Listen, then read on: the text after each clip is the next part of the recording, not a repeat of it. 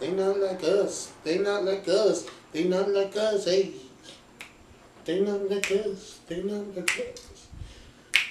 Welcome to the 3D Wrestling Podcast. It's been a while. We've been up to a lot. My name is DJ. My name is Derek. And I'm your forever WWE champion. I'm not. But you're a create artist. Great. Derek, what have we been up to, man? We've been up to a lot. We've missed an entire maybe feud of the year between Kendrick Lamar and Drake. Oh God, yeah, man. I mean, we followed it, but We followed it, but we haven't gotten to cover it on here. We missed Darby Allin getting hit by a bus, breaking his nose, messing up his foot. I think his foot was already messed up, and coming back. All before Adam Cole can make his way back to the ring. I told you 8 months ago, that night, that ankle was fucked. But worse than getting hit by a fucking bus. It was like a foot drop. Listen. That jump was like a foot long drop. Adam Cole is brittle. I don't know what to tell you. He's brittle, and that's the result. Okay. A shattered ankle, apparently. A terribly shattered ankle. And we don't have to get to this today, because I do kind of want to get back to that Kendrick Drake beef eventually. Give it a week. I want you to let it marinate. What is the best, either kayfabe or non-kayfabe wrestling beef? Think about it. You think about that. I'm gonna let that stew. We'll get back to that. I like that. But man, let's start off with. Actually, let's start off with you guys. What we've been up to. We've actually been up to a lot. We've been working with a lot of indie promotions in the area, and it's been like really fun. Shout out to GPW Pro Wrestling, where we've been working production. Last week we did Creator Pro. We did the 10th anniversary Creator Pro show. That's the thing. Yeah. And I mean, I guess we could both talk about our experiences because they were a little different. Yeah. Sir, you were ringside shooting the entire show. Yeah, I was the cameraman. I was working the production for a big wrestling show. We're in the wrestling business. We're in the wrestling business. We don't just talk about it. We're in it now. We're in it. You got some really dope candid shots of Brian Myers. Yes. Formerly known as Kurt Hawkins. Just backstage shots of a lot of people. Yeah, got Chris Statlander. Ooh, that's right. Yeah, we got Max Caster. I'll probably stick some of those pictures in with this. Yeah, it was dope, man. Got some big names. I was backstage most of the show. Got to talk to, PCO. Me and PCO had a cool conversation. Got to talk to Chris for a second. Spoke to Max. Caster, that is. I don't know if I can say the other part, but DJ Khan over here, working backstage, talking to the boys. Talking to the boys, just a little, just a little. Got the inside scoop. DJ Meltzer over here, you got the scoop on some people. I will say I did see another Max. That's it. Leave that up to your imagination. Yeah. Pat Buck, who runs Creator Pro. Yeah, along with Brian Myers. Yeah, man. I feel like I had another conversation with somebody else, and I totally am blanking backstage. Who talked to me? Who's just PCO? Who's somebody else? Anyway, listen, we had a great time. It was so much fun. And made more connections to that. So I think we'll be headed back to Creator Pro at some point. Yeah, this is just the beginning. This is just the beginning. Yeah, I think we're gonna be working with them a lot. Also, shout out to another small promotion. ECPW. Yeah, this is a local one. We're here located in New Jersey, a local promotion that we're going to be working with very hands-on. Very hands-on. ECPW. A lot of production, a lot of promo shoots, a lot of producing. Yeah. Producing, for sure. You boys? We're doing it. We're producing, right? I think we're more than a podcast at this point. Yeah. We are kind of like a production company. We're producing promos, we're shooting promos, we're staging promos. Man, we're like in the business. We're in the business. You might as well give us the pen. We're just about there. We might as well be We're just budgeting. about there. And then we also got a shout out because one of my favorite indie promotions right now, especially locally, Pro Wrestling Magic, Yes. where we'll be shooting shows ringside, in addition to backstage promos and interviews. Yes. We're very hands-on guys, so, Yeah, so. we're moving, right? And that's just the nature of this, and it kind of happened kind of fast. It did. Kind of fast. I'm excited because I feel like the next thing we're going to get into is merch. That'd be very fun to do. I think we're going to get into some merch soon. You know I love making merch. Mm-hmm. Be on the lookout. Oh, and, I mean, a couple conversations so far, but that 2025 Mania weekend in Vegas, not only will we be going to the show, because that's what we talked about, Yeah. GCW, very well-known indie show. We might be working a couple of those collective shows, buddy. We might. Maybe a little DDT Pro. Maybe some Bloodsport. I don't know, man. I'm just saying. For the culture, For the culture. That'd be very fun to watch. that'd be fun. Yeah. And Right. Maybe even maybe- Joey Janela's. maybe Spring Break. Maybe Joey Janela's for I mean, personally, and hopefully we can do this soon, but our goal is to be on that Wale Mania stage. That's like the big goal that we would love to do. We're shooting up. Yeah. It's looking all very possible. Consistency and just doing it. But man, Yeah. We'll always keep y'all posted, but it's all it's all looking a it's lot more going up. possible. it's going up. Yep. But listen, enough about us. Yeah. Because we're here to talk about wrestling. Professional wrestling.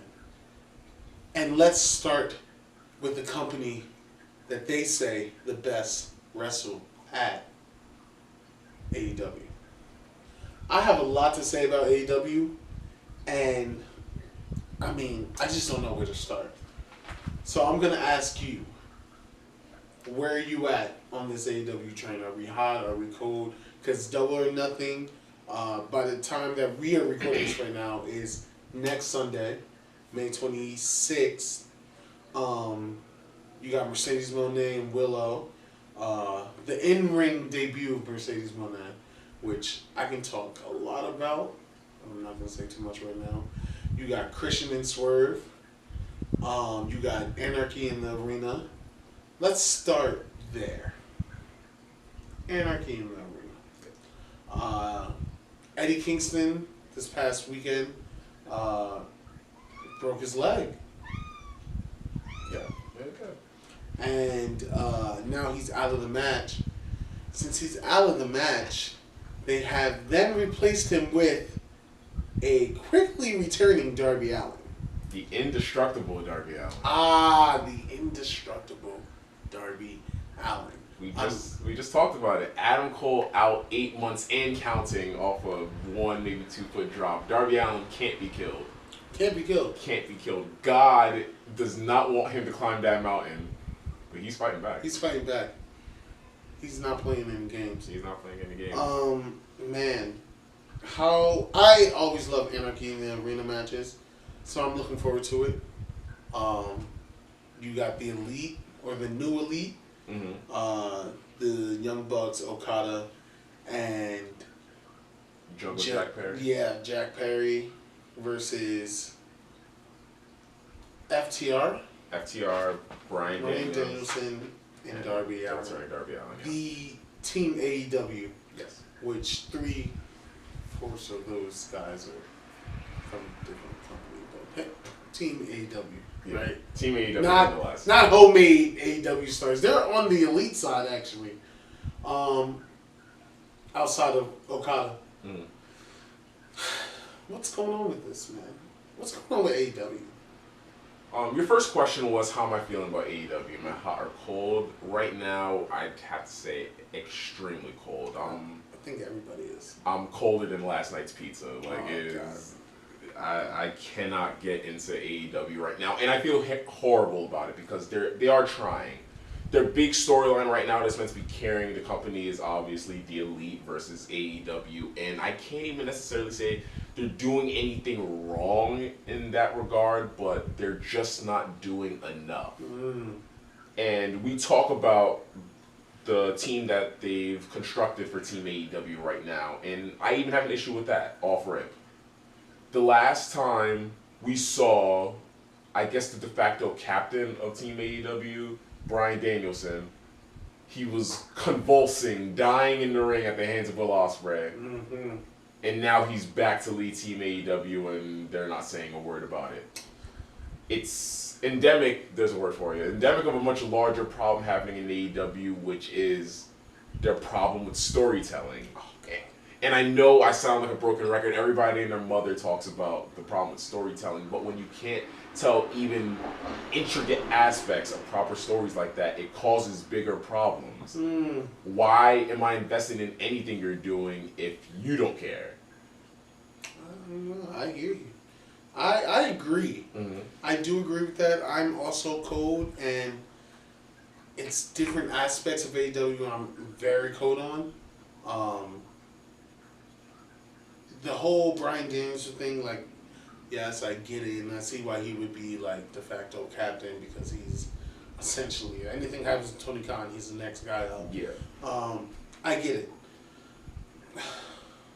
I don't know, though. In addition to that, I'm a little cold. Maybe I'm warming up a little, but it's just too slow or not enough time given. Swerve and Christian. I like what they did this past week with the full circle moment of, okay, Nick Wayne hitting him with Swerve's own family picture. Call back to Swerve going into Nick Wayne's house and attacking him. All that stuff.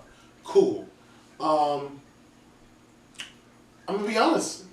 I'm cold on the Swerve run.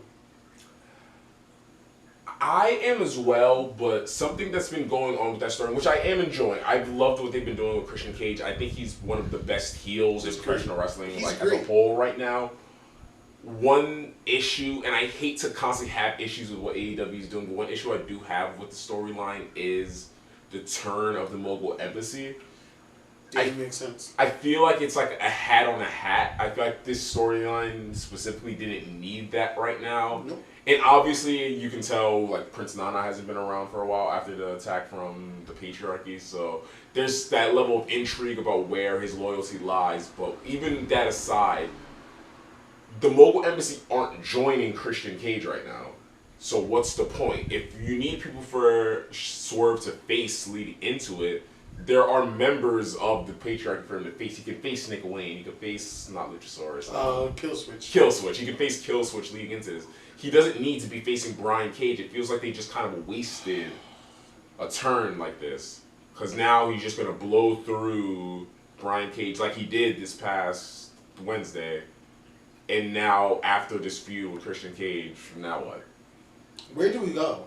That's my point, is that I don't see Christian winning. Yeah. So, where do we go with Swerve?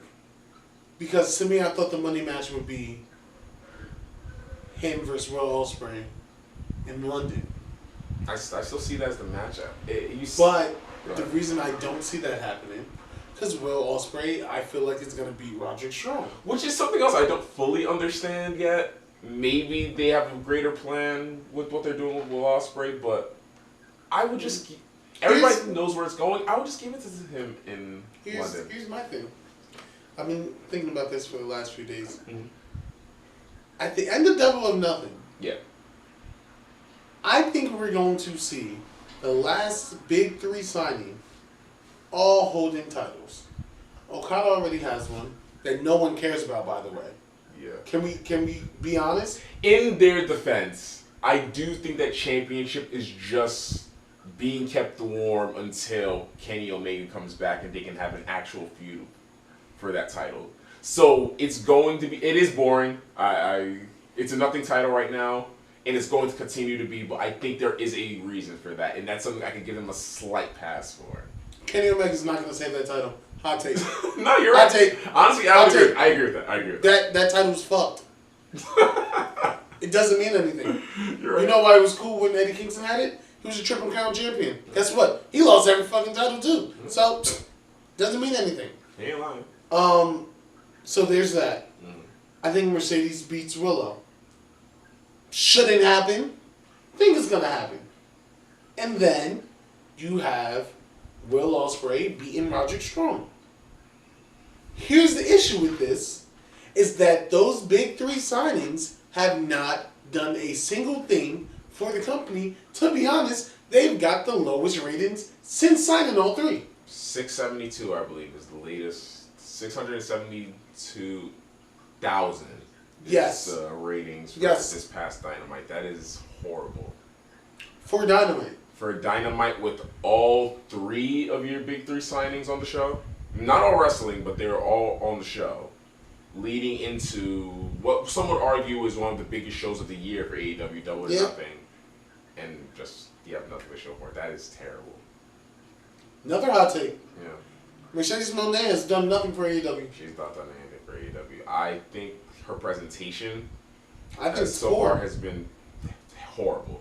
I think they are, I will give them this, I think on the latest segment between Willow and Mercedes, I think it's been the best of the bunch that they've had with her, because I do think they're finally starting to lean into her natural ability to be a heel. I think they were kind of riding a little bit of like on the fence, not wanting her to be neither heel nor babyface, or not knowing how to treat her. But when she cut that heel promo on Willow, I think it finally feels like we have people playing their proper role. Because Willow Nightingale cannot be a heel. Listen, I don't want to go into a segment of armchair booking, but the money to me is a rematch between Chris and Willow, where Chris Statlander is actually kind of on this heelish side, turning on her best friend, similar to how Trent turned on his best friend. Another cold program like that. But I think Chris and Willow have something there. They had a fun match at World's End. We were there live. Yeah. So I just think like there's something there. So that's what I'm saying. There's something there. I don't know. With that, I agree, by the way. I am curious where they would go with the Willow Nightingale, Chris Statlander feud, because I was always of the impression that they would have their match, or their feud rather, for the TBS Championship. It sounds like you're thinking Chris calls her the championship. No. I think Willow should retain. So you think she does retain and then has a feud with... Yes. Okay. I don't think Mercedes Moné, you don't push that star power for the TBS title. I struggle with where she even falls, because in that, you would think that yes, she is much more established for the AEW Women's Championship, but I do think that title is going to be reserved for a Toni Storm, Mariah May feud. I feel like that's where this is going, and I feel like this is a slow building feud, so I think Toni Storm has that title on lock for at least the next 3, 4, 5 months. I'm going to counterpoint that. I don't think it's Toni Storm and Mariah May. I think it's Toni Storm and Jamie Hayter. I like that. Where is Jamie Hayter? She is like the most secretive of wrestlers that I've seen in a long time. Like, even MJF, you still see little bits and pieces of him appearing here and there. She has been gone for, has it been over a year now? Damn near close. I have not seen anything about Jamie Hayter since she's gotten injured. How long has it been? Like, it's been... She missed All Out, right? Yeah. So it had to be around this time, because we're getting into June. She missed All In. She missed All In. She missed All In. That was Toni Storm, Saraya, what's it called? Saraya won that match. Yeah, that was Saraya won the match. Who am I thinking? Britt Baker and... Was that the last time we've seen Britt Baker too? Hikaru Shida. That's another star that's out. Britt Baker, yeah. She's been out for a while. Almost a year. Yeah. So, I struggle with thinking Mercedes taking that role. Either way, whether it be Jamie Hayter, which I would love to see her come back, whether it be a Jamie Hayter or Mariah May, I don't see Mercedes properly fitting into that place. I feel like if she were to take that championship off of Toni Storm, it would be a bit of a wasted field, like kind of like a star fucker moment, for lack of a better term. Like you're just giving it to the big star. So I don't hate her being in the TBS division. I just think there's better stories that could be told. I think AEW has 2 women's divisions, and I don't want to knock anybody, but I think there is an upper tier and a lower tier. Do I think Serena Deeb should be facing Toni Storm? All the respect in the world of Serena Deeb. Come on. No. I think that's a good place for the TBS title for her. I think she's such a veteran in the point where, yes, she's not the top star, but you can get those really good matches out of the TBS title. It should be treated essentially like the Intercontinental title for WWE. The TBS title should be treated for the women like that. Like how Adam Copeland currently with the TNT Championship is kind of having his Cope Open. He's having his like wrestling matches. Yes and no, because I'm a little over Adam Copeland in AEW, and I don't really like the title reign. I feel like once it was taken off of Christian, which it needed to be taken off of him eventually, but he elevated the title. He made the title. So far for me, Edge hasn't made the title feel... that really pushed me over the edge. Yes, Adam Copeland hasn't done too much for me for that. No, you know what? I was gonna let you skip past that, but I'm not gonna. I can't. Where the fuck is Ricky Starks? Send out the search party. He put out a tweet the other day. Somebody asked him, "Hey, when are we gonna see? Or why are you not on Dynamite?" And he says, "Well, that's out of my control. I really don't know why I'm not being used right now." Yeah. And is it because Tony has this thing where he hates WWE apparently? And there are multiple videos of him at WrestleMania having a great time. He's having the time of his life. Do you think that's what it is?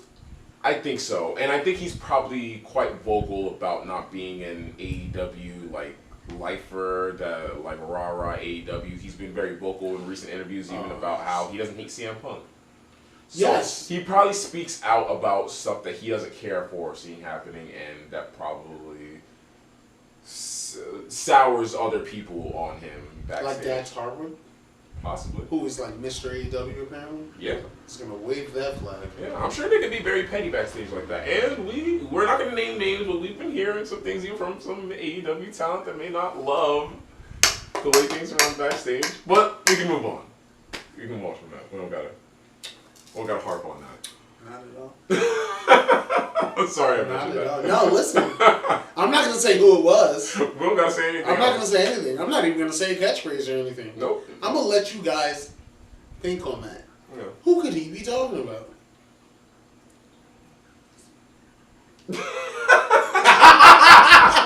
Listen, man. AEW's kind of cold right now. Kind of cold is an understatement. And I want to see AEW succeed. Just don't know how they're going to pick this up. I also hate to see that they're getting their lowest ratings ever as Swerve is champion. It's not a good look, but I hate to say it. I wish I could be so kind, but I don't think Swerve as champion is working. It's early on to the point where I'd still say give him time. Like, it's not like crack open in case of emergency, let's give the title back to Moxley or like somebody else like that. But I will say so far it hasn't been impressive. I think they waited too long. You think they waited a little too long? A little too long. I think he should have won it with the Hangman match instead of Joe retaining that match. That triple threat. I think that's where he should have won it. I can see that. I can agree. It was the hottest point for him to do that. Did we ever review Dynasty? I don't think we did. There's nothing to review. There's nothing to review. No, it's because something I wanted to say regarding that show. I hated Swerve's entrance. People were throwing around the word aura like it was water, like talking about Swerve and like his presentation on that show. I thought it was horrible. He looked like he came out in a cheap Party City Black Panther costume. There was no lighting. There was no nothing. It looked like a deranged fan wandered on stage. He looked stupid. I hated that entrance so much. I want to make this clear. We are not shitting on Swerve. If anybody knows, I am the biggest Shane Strickland, Swerve, Isaiah Swerve Scott fan. We should edit this part out. Now we're in the business. We don't want to burn any pretty. We should edit this part out. I'm just saying. We're not shitting on Swerve. I just hate how he's been treated as champion. Yeah, I have no issue with Swerve Strickland, Shane Strickland, Swerve Scott, whatever you're going to call him. Kill shot.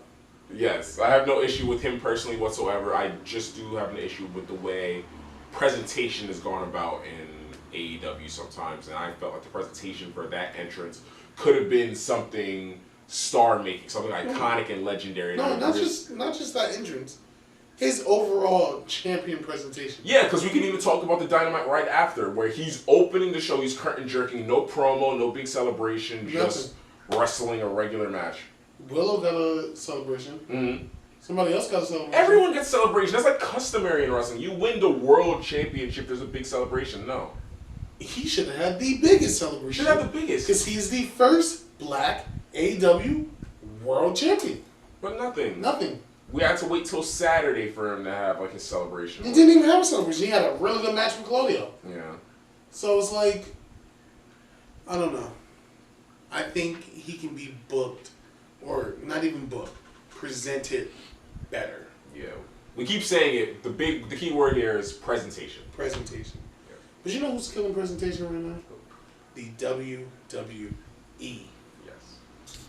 Man, you can talk about backlash with Jey Uso's entrance. The crowd chanting whatever they were chanting at AJ Styles. Mm-hmm. Everyone singing along to Cody Rhodes' song. The presentation of Jade Cargill since she has walked into that building. Presentation is key. It makes you want to be involved with this person. And it makes you see them in a certain light. It does. My prime example literally is Jey Uso. He comes out and he looks like a star. You know who I think is also having a really cool presentation, although he is injured? Who? I think they're doing a great job with CM Punk. Yeah. I like a couple weeks ago, the whole chase of him being up, and presentation also wise starts with camera work too, and they've been killing it with that. Sami Zayn's been presented like a fighter. Yes, those like one shot entrances that they do with Sami Zayn. They do it in a lot of other aspects of the show, but I do feel like it's kind of become Sami Zayn's thing. Mm-hmm. I feel like he gets most of it. Mm-hmm. And it always makes him look like a star. That entrance in Montreal was just... From outside the building all the way in? Coming into the building, through the crowd, to the ring, like that's the stuff of like legend. God. That's the type of stuff that if he wasn't already a veteran, that's the type of entrance that would make a star. For sure. I like how recently, as the draft passed, Carmelo Hayes is being presented on SmackDown. Yeah. He feels important. He does. And that's what you need to do. Not to harp on AEW again, but they have not done anything to make their champions, or just people in general, feel as important as they should. Everyone's thing in AEW is, I can wrestle very well. Yeah. Which you can, without a doubt. But what else can you do for me? Yeah. Anyway, back to WWE. Man, they're on fire. They're on fire. They've been doing a fantastic job. The announcement of WrestleMania in Vegas, right, which we were anticipating for a minute. Yeah. Sorry, Minnesota. But you got that. They're on their way to Saudi Arabia next week for Queen and King of the Ring. Yes. And we're going to talk about that in a second. But right now, what is like your favorite thing on TV? I know you're a big Chad Gable fan. I like the way he's working. Uh, who? What is standing out right now outside of production and presentation?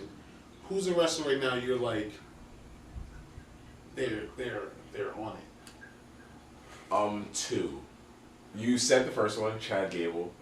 I'm always happy to see Chad Gable. I'm very excited because I do feel like this is a very slow development of a new Alpha Academy. He's been interacting. He even had an interesting interaction recently with Ivy Nile. I think is going to stick with her, and I do think is going to cause her to join the new Alpha Academy. I like it. But that all aside, someone else who has very much so impressed me, and this might even surprise you, Carmelo Hayes.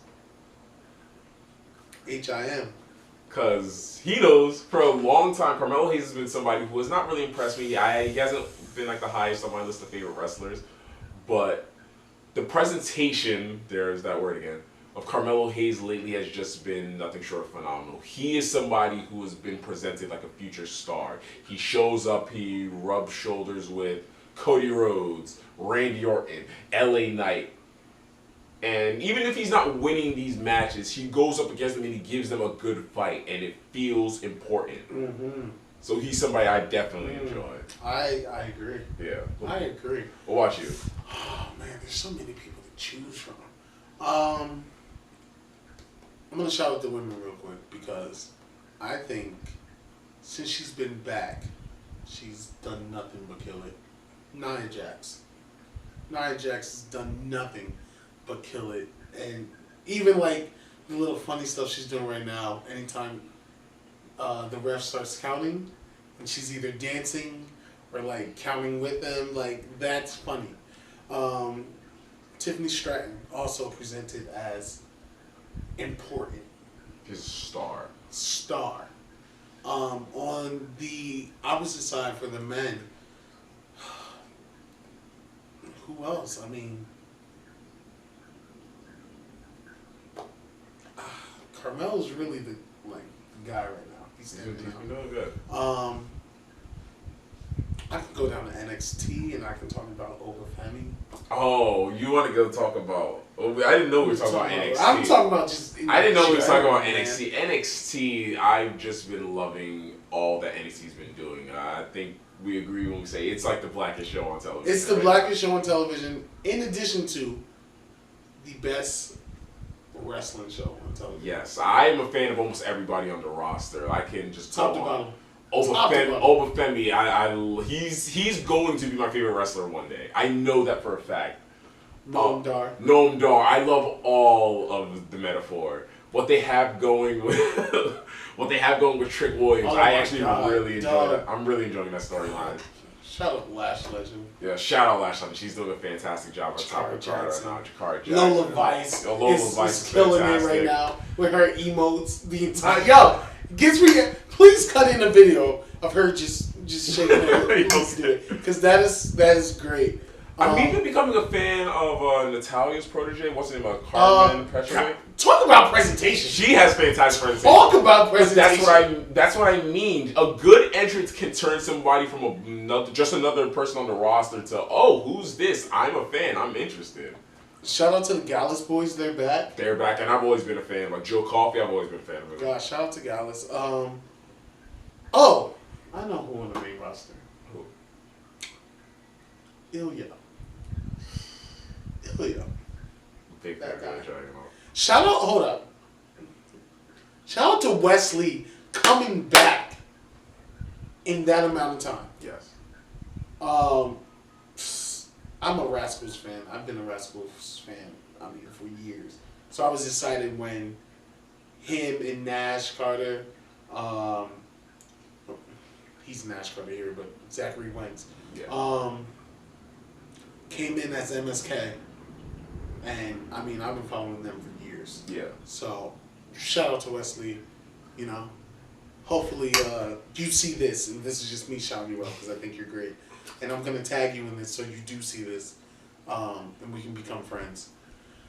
That's a goal in life. Let's link up WrestleMania next year, 420. 420.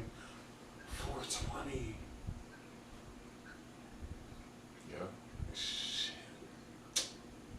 Maybe I'll hit up Trey Miguel too. Maybe we could become friends too.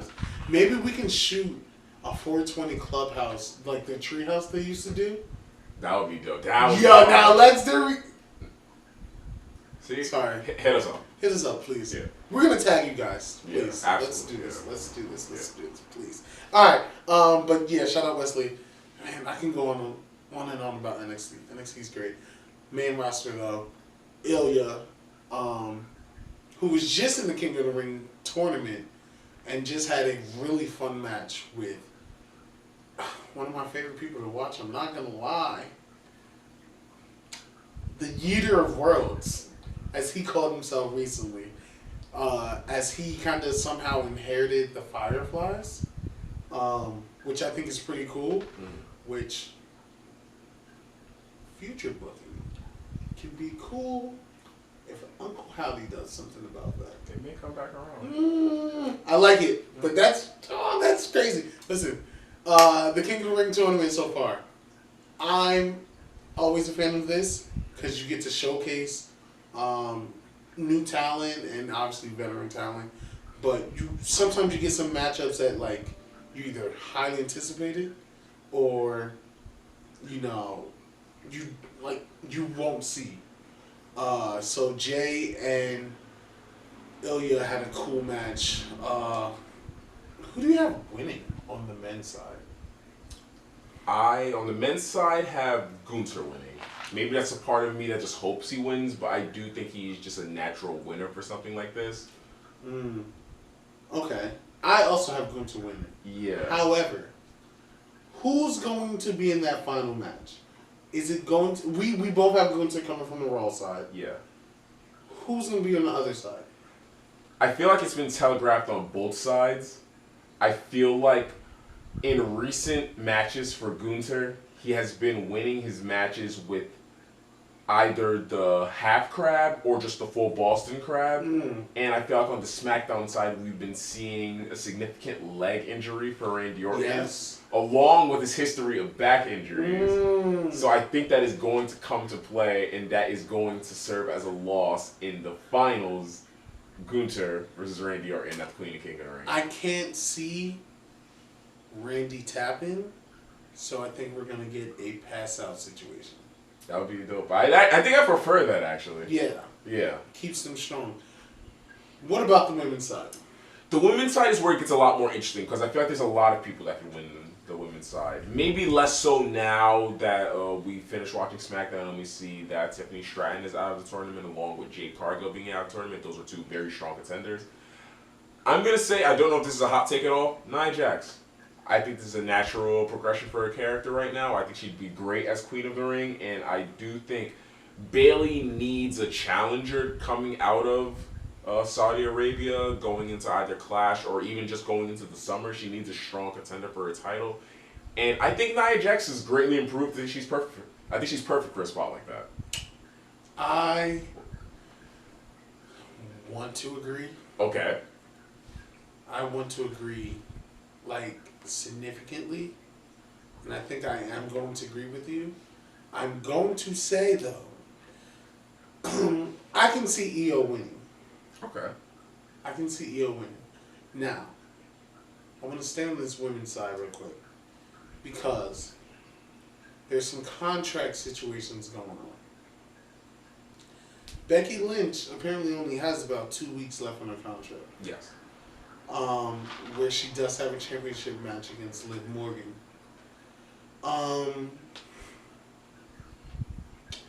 Is Becky dropping the title? Is she even defending her championship at Queen of... I think she is. Against Liv Morgan? It's on the card. I would guess no. How... I'm not sure exactly. How far out was Drew McIntyre from his deal renewing when he resigned?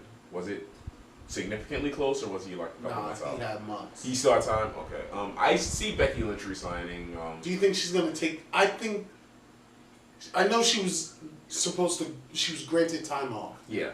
Rhea got hurt. They had to pivot. She Okay. came back. Pulled the Moxley, if you will. Mm-hmm. Maybe she drops the title now. Is able to get that time off. She probably will resign I think she's gonna resign. Seth just resigned. Yeah. And she's gonna get that time since he's injured to kind of just be with her family. Yeah, that would make perfect sense. I do think she drops the title to Liv. I was thinking that maybe on a second defense, not exactly like on her first defense against Liv in Saudi. I was thinking maybe at a Clash, that'd be the time to do it. But if that were to conflict with any like contractual timeline issues, yeah, that wouldn't make the most sense. So I don't know. Maybe this is a hot take. Then I still say no. I think she retains. I think she retains. I think she's gonna drop it, and I think, and this is further. I think we'll see Rhea back by SummerSlam. I hope maybe, where she won't beat Liv for the title because Dom stops her from winning. I was actually thinking when it does come time, whether it be in Glasgow or wherever, that's how Liv actually wins. It's because of Dom. In a roundabout way, maybe. I guess there's really no like clear connection as to why Dom would be out there in the first place, but maybe some kind of like revenge to Becky for punching him in the face or something. And then Liv happens to like capitalize, and then there's just like that bit of like a stare down where kind of it's the same thing. See, his character's very interesting because like he was kind of bullied into, in a way, Stockholm syndrome, falling in love with your abuser. Sorry, but Rhea choked him out multiple times. And when did he join the Judgment Day? Clash at the Castle. The original Clash at the Castle. That's when he turned on Edge and his father to join the Judgment Day. Whatever happened to that Edge guy? Yeah. I hope he's doing well. I think he's performing at halftime at the arenas. It's kind of sad. It's kind of crazy. Heard he doesn't even run to that side. The hard cam time? There's nothing on that side to run to. That's crazy. Listen, man. Alright, yeah. Well, since we're talking about King of the Ring, right? King and Queen of the Ring. Yes. Let me ask you,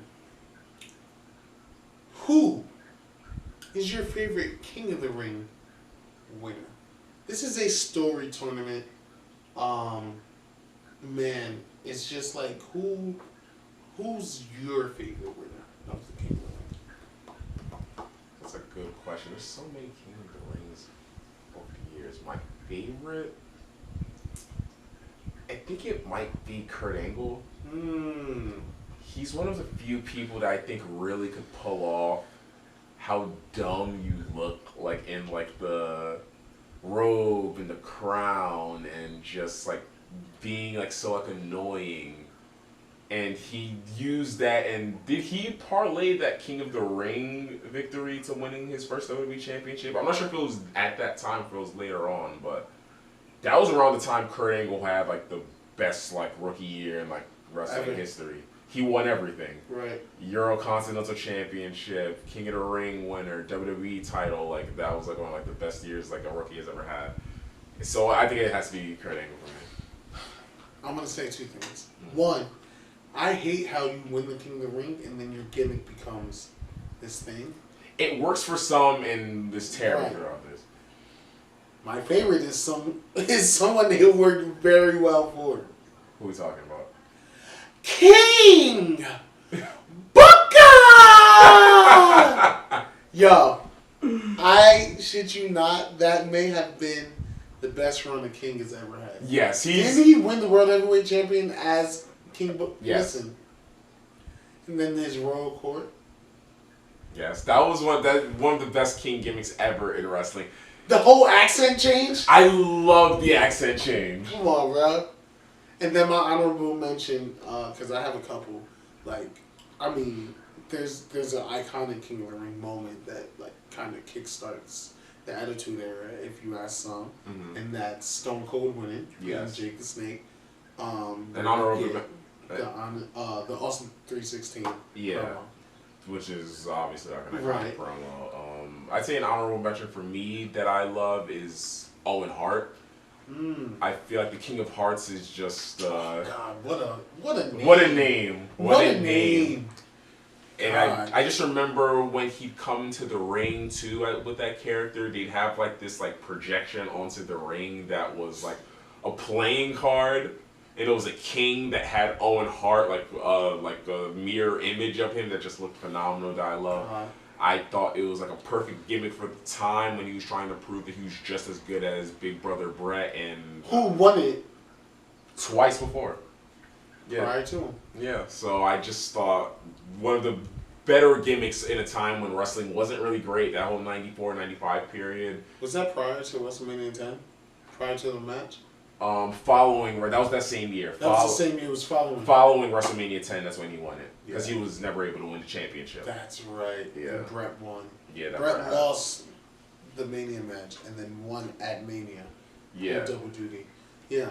That's crazy. Yeah.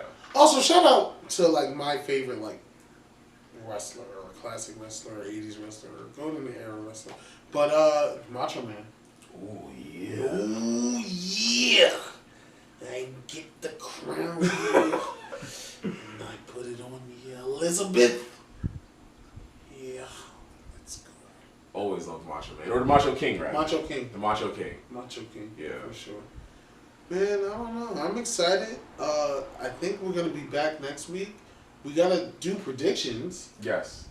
We have 2 shows to do predictions for, so it would be a full prediction show between Double or Nothing and Queen and King of the Ring. Yes.